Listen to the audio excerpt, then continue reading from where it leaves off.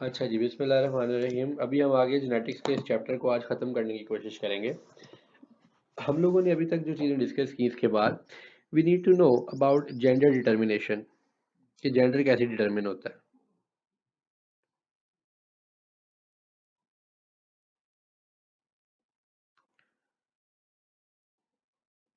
Gender determination की बात करेंगे, इसमें वी नीड टू नो कि हमारे पास हमारी बॉडी के अंदर दो तरह के क्रोमोसोम्स होते हैं।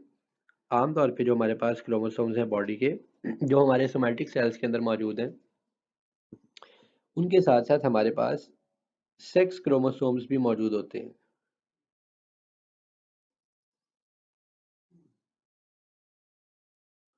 और जो बाकी बॉडी के क्रोमोसोम्स हैं उनको हम बोलते हैं ऑटोसोम्स।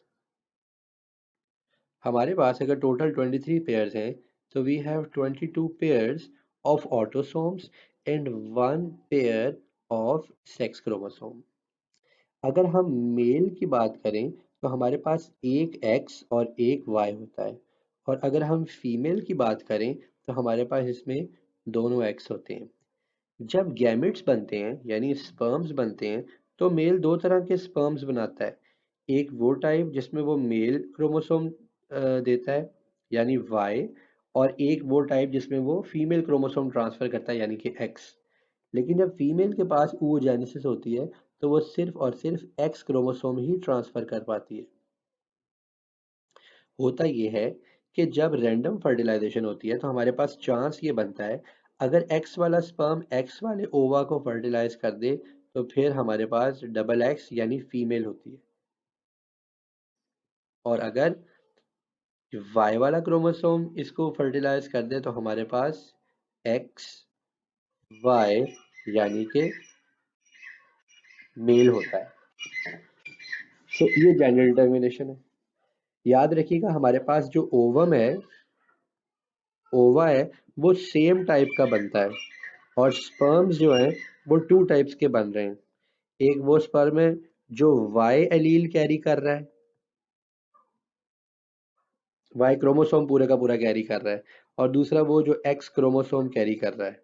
सॉरी, एलील नहीं मुझे बोलना चाहिए था, क्रोमोसोम कैरी कर रहा है। वाई के फर्टिलाइज करने की सूरत में बेटा पैदा होता है, और एक्स के फर्टिलाइज करने की सूरत में बेबी पैदा होती है। ऐसा कुल मिला के male is responsible for the gender of the baby. After gender determination, you guys need to know about थोड़ा सा मूड चेंज करते हैं अपने। कहाँ गया फॉर्मेट, बैकग्राउंड करते हैं, लेट्स मेक इट येलो, और हम इसको डार्क कलर में लिखते हैं। Now you need to know about a very important thing that is called mutation. Mutation कहलाती है change in DNA. Change in DNA, ये म्यूटेशन दो तरह की होती है। एक को हम बोलते हैं क्रोमोसोमल म्यूटेशन, और दूसरी को हम बोलते हैं जीन म्यूटेशन। पहले हम बात करते हैं क्रोमोसोमल म्यूटेशन की। जब हमारे पास मियोसिस के अंदर कोई एरर आ जाता है, आपको पता है ना, मियोसिस जो है वो हमारे पास रिडक्शन डिवीजन है। वो क्या है? Reduction division. जब हमारे पास मियोसिस में कोई एरर आ जाए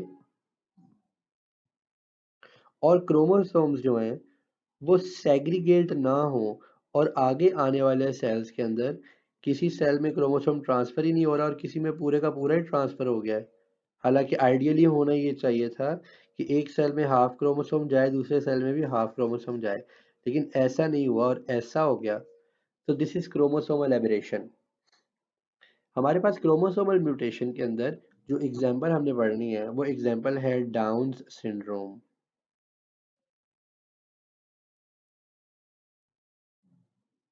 डाउन सिंड्रोम में हमारा 21st क्रोमोसोम जो है, इट फेल्स टू सेग्रीगेट या it fails to divide. So female की तरफ से इंस्टेड ऑफ 23 एक्चुअली +1 24 क्रोमोसोम्स आ जाते हैं, और मेल की तरफ से जब 23 क्रोमोसोम्स आते हैं, तो ऑर्गेनिज्म में 46 की बजाय 47 क्रोमोसोम्स होते हैं और ये बच्चा एबनॉर्मल होता है।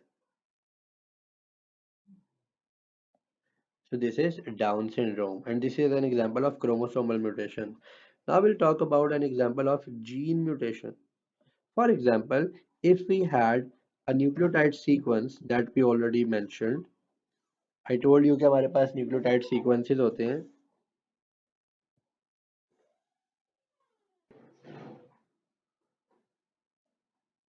अच्छा जी, तो इसके अंदर हमारे पास चेंज हो जाता है न्यूक्लियोटाइड सीक्वेंस। मिसाल के तौर पर हमने आपको जैसे पहले बताया था कि फॉर एग्जांपल यहाँ पर अगर आपके पास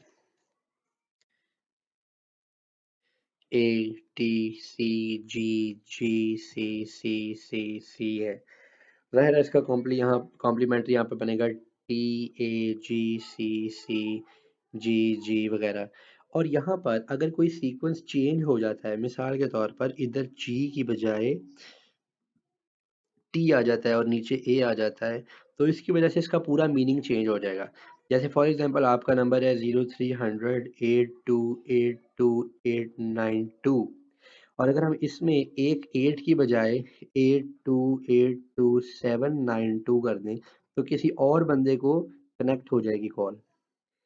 और अगर आप उसको कॉल करके कहें कि नहीं जी, एक डिजिट चेंज हुआ है तो मेरी बात फलां बंदे से करवा दो, तो ये जितनी ये स्टूपिड बात है, उतनी ही स्टूपिड बात तब होगी अगर आप एक्सपेक्ट करें कि न्यूक्लियोटाइड सीक्वेंस चेंज हो और प्रोटीन वैसे की वैसे बने। लिहाजा होता क्या है, जब आपके पास कोई जीन चेंज होता है, किसी जीन के अंदर सीक्वेंस चेंज होता है, तो उसका रिजल्ट भी चेंज हो जाता है। इसको हम बोलते हैं जीन म्यूटेशन। ठीक है, इसको हम क्या बोलते हैं? Gene mutation. जीन म्यूटेशन के अंदर हमारे पास जो एग्जाम्पल है वो है सिकल सेल एनीमिया की। सिकल सेल एनीमिया में ऐसी चेंज आती है कि हमारा रेड ब्लड सेल राउंड बनने की बजाय क्रेसेंट शेप का बन जाता है और उसकी ऑक्सीजन कैरिंग कैपेसिटी रिड्यूस हो जाती है।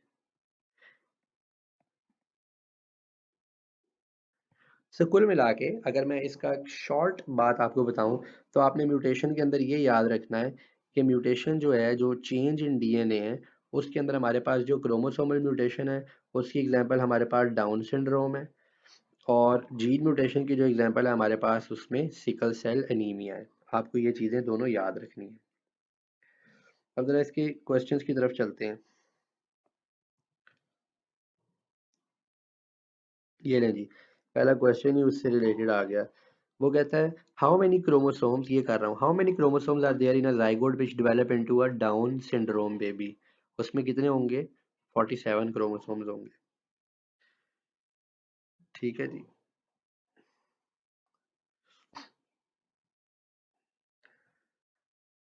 और कोई क्वेश्चन देखते हैं जिसके अंदर हमारा ये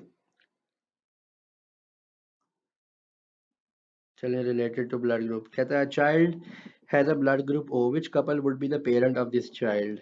ए बी, जिसमें ए बी आएगा वो तो हो ही नहीं सकता, ये हो सकता है क्योंकि ये ओ बी अगर हो तो बच्चे का ब्लड ग्रुप ओ हो सकता है, लिहाजा ए इज द ऑप्शन।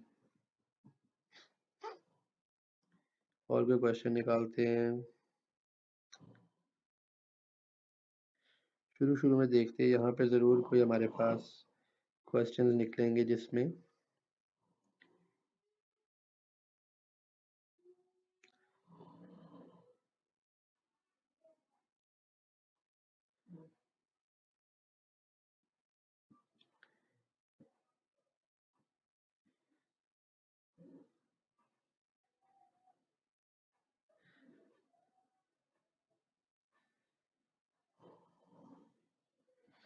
अच्छा जी, ये सारे सिलेक्शन के क्वेश्चन आते चले जा रहे हैं।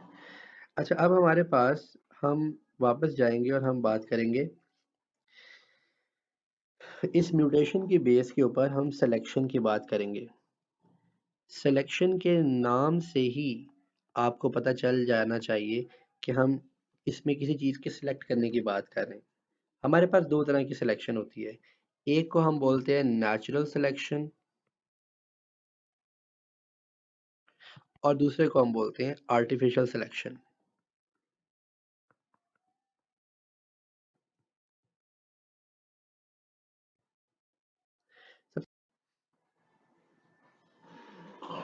तो सबसे पहले हम बात कर लेते हैं नेचुरल सिलेक्शन की। नेचुरल सिलेक्शन वो चीज़ है जिसके अंदर actually nature selects an organism for survival।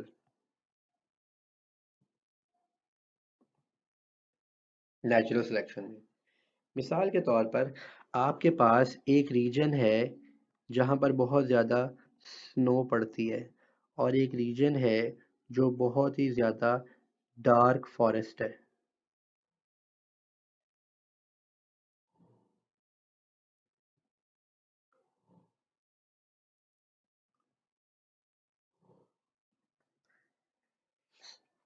Dark forest के अंदर आप नोट कीजिएगा कि अगर वहाँ पर आपके पास वाइट कलर के खरगोश होंगे, ठीक है, क्योंकि ये फॉरेस्ट डार्क है तो ये बहुत ज़्यादा प्रोमिनेंट हो जाएंगे। और ये जो स्नोई रीजन है, स्नो वाले रीजन के अंदर आपके पास जो ब्लैक कलर के खरगोश होंगे वो बहुत ज़्यादा प्रोमिनेंट हो जाएंगे। ठीक है जी। तो यहाँ पर मैं ये स्नोई रीजन के अंदर ये स्नो कलर के खरगोश भी बना रहा हूँ और ब्लैक खरगोश भी बना रहा हूँ, और यहाँ डार्क रीजन में मैं डार्क खरगोश भी बना रहा हूँ और दूसरे भी बना रहा हूँ। इसका मतलब है ब्लैक रैबिट्स और इसका मतलब है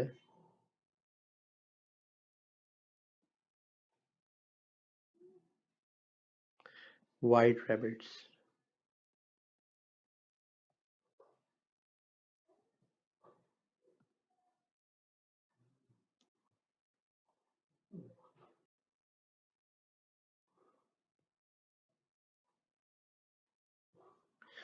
ठीक है जी, ये वाइट रैबिट्स हैं। अब नेचर यहाँ पर कैसे सिलेक्ट करेगी? नेचुरल सी बात है कि स्नो रीजन के अंदर जो वाइट वाले हैं इनको अच्छा कैमोफ्लैज मिलेगा और जो ब्लैक वाले हैं ये बहुत ज़्यादा प्रोमिनेंट हो जाएंगे। ठीक है, सो प्रीडेशन जो है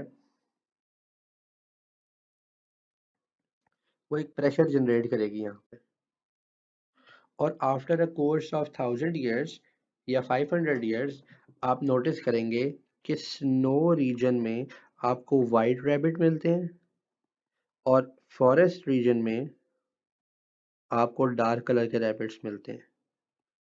तो एक्चुअली एलील्स दोनों थे, but nature has eliminated alleles from a population। Nature ने वीकर एलील्स को उस पॉपुलेशन से कैसे निकाल दिया कि प्रीडेटर उसका शिकार करी जा रहे हैं, वो मरते चले जा रहे हैं और जो बेस्ट अडेप्ट कर रहे हैं, जो बेस्ट सूट कर रहे हैं, सिर्फ वही सरवाइव कर रहे हैं। So this is natural selection. ठीक है, ये क्या है? Natural selection. इसकी मैं आपको एक दो और एग्जांपल्स देता हूँ। दूसरी एग्जांपल इसके अंदर आती है एंटीबायोटिक रेजिस्टेंस की।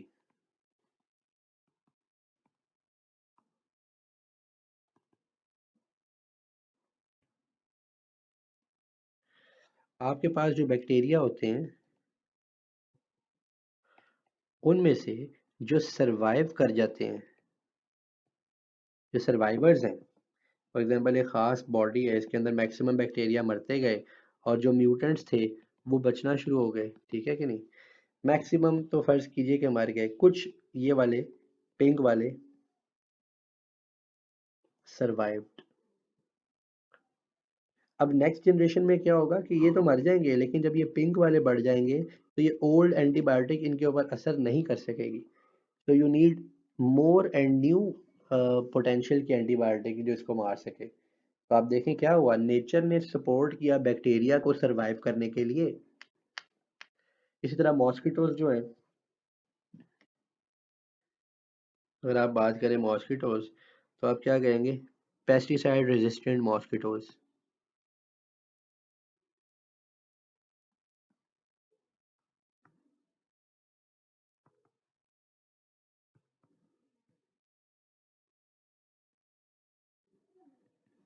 वो भी ऐसे ही है कि जो सरवाइव कर जाते हैं उनके ऊपर पुरानी जो पेस्टिसाइड है वो असर नहीं करती। अब हम बात करते हैं ज़रा आर्टिफिशियल सिलेक्शन के ऊपर। याद रखिएगा, natural selection always benefits the organism, artificial selection always benefits human beings.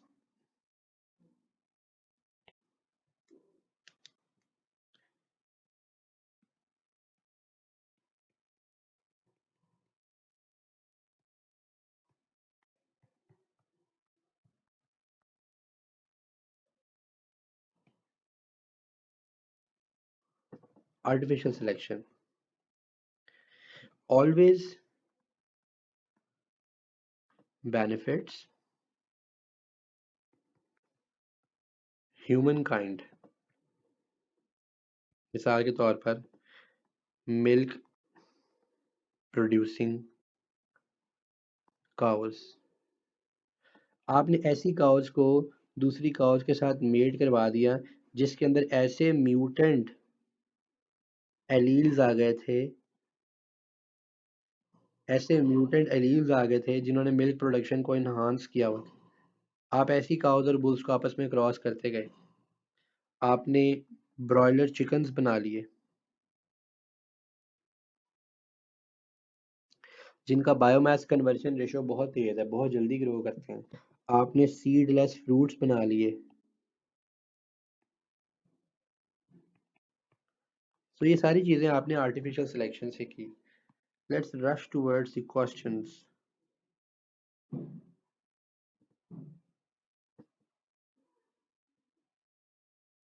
हाँ, सिलेक्शन कहता है over the several hundred years milk production of a particular type of farm has steadily increased. कैसे किया? Artificial selection से। कहता है which statement is correct? Evolution is natural selection, evolution results in natural selection, natural selection results in evolution, या natural selection and evolution dependent of each other? Natural selection results in evolution। Selection होती चली जाती है और over the course of time वो evolution बन जाती है। यहाँ पे क्या हुआ जी कि काले खरगोश इधर रह रहे हैं, वो दूसरे रह रहे हैं। वो कहता है कि कौन रिस्पॉन्सिबल है? नेचुरल सिलेक्शन रिस्पॉन्सिबल है इन खरगोशों के लिए। नेचर सिलेक्ट करिए कौन से कहाँ पे सरवाइव करेंगे। Which outcome might farmers want to achieve by using artificial selection? क्या इंक्रीज करना चाहेंगे वो? What increase and what decrease? चाहेंगे कि डिक्रीज पेस्टिसाइड यूज हो, फर्टिलाइजर यूज और इंक्रीज यील्ड हो। अगर इंक्रीज ग्रोथ रेट चाहेंगे तो इंक्रीज यील्ड तो नहीं, डिक्रीज यील्ड तो नहीं चाहेंगे। सो ये गलत हो गया। सो डी है कि यील्ड बढ़े। What is the result of natural selection? Dogs that are friendly to humans. Mosquitoes तो अपने लिए करते हैं, इसमें मॉस्किटोज का फायदा है। Onion crop that have a pleasant taste, ये हो सकता है। Grapes that contain no seeds. ये सारे जो हैं आपके पास जिनको मैं येलो कर रहा हूँ, ये कौन से हैं? आर्टिफिशियल सिलेक्शन जो हमने अपने लिए किए हैं, हमें फ़ायदा हो रहा है। ग्रेप्स का भी हमें फ़ायदा हो रहा है, अनियन क्रॉप्स का भी हमें फ़ायदा हो रहा है। लेकिन ये जो मॉस्किटोज वाला चक्कर है, इसमें मॉस्किटोज यानी एक स्पीशी को फ़ायदा हो रहा है।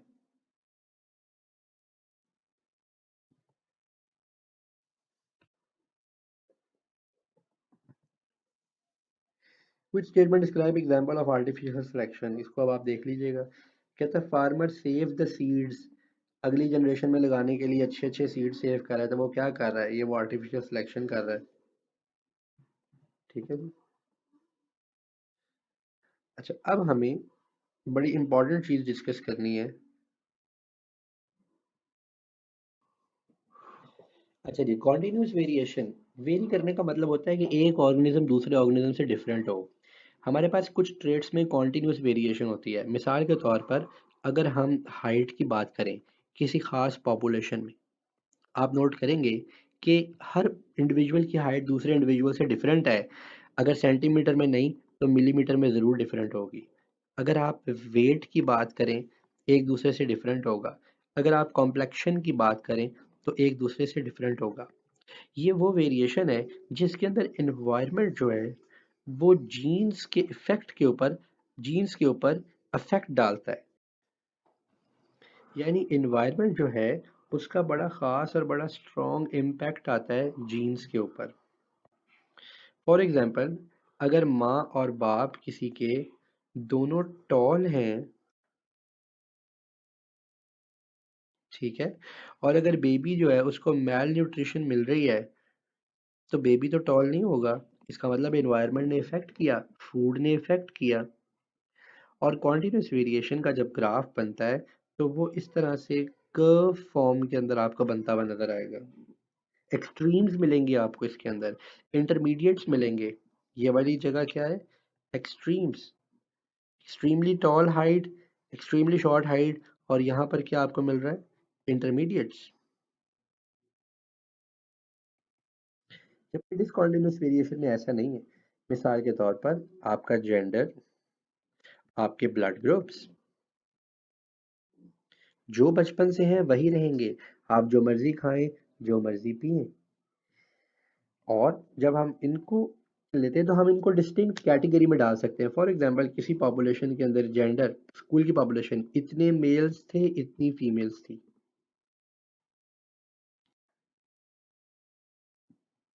ये डिस्टिंक्ट ग्रुप बन गया, ठीक है, ये डिस्टिंक्ट कैटेगरी बन गई। और इसके ऊपर इन्वायरमेंट का नो इफेक्ट।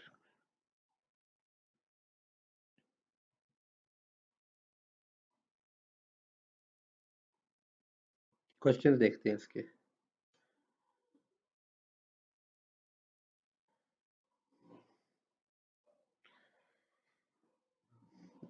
वो कहता है which two characteristic both show continuous variation. यहाँ पर जेंडर आ गया, ये ऑप्शन खराब हो गई।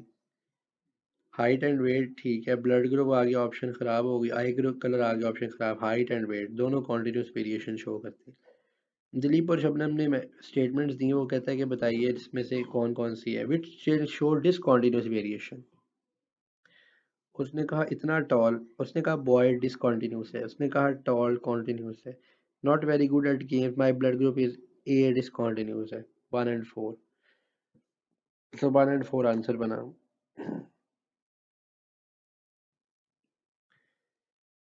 What do the characteristic shows?